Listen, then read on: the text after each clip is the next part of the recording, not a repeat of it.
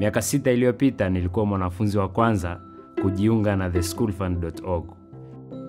Nilihitaji nafasi ya kusoma ili kufanya maisha yangu na ya familia yangu yawe mazuri. Hapa Tanzania, elimu sio bure kwa wanafunzi wa sekondari. Kama hautaweza kulipa ada, hautaweza kwenda shule. Naona ndoto nyingi zinapotea kwa sababu wanafunzi wanataka kusoma, hawapati elimu wanayohitaji.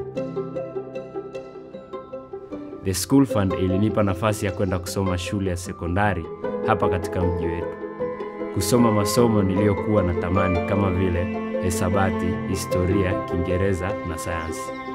Elimu imenisaidia mimi kuwa na uelewa mzuri wa ulimwengu unaonizunguka mimi.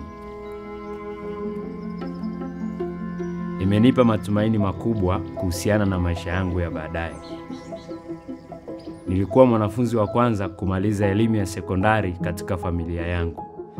Kwa sasa nimeondoka katika mji wangu wa Karatu na kwenda kusoma masomo ya biashara Dodoma. Jina langu ni John Medo.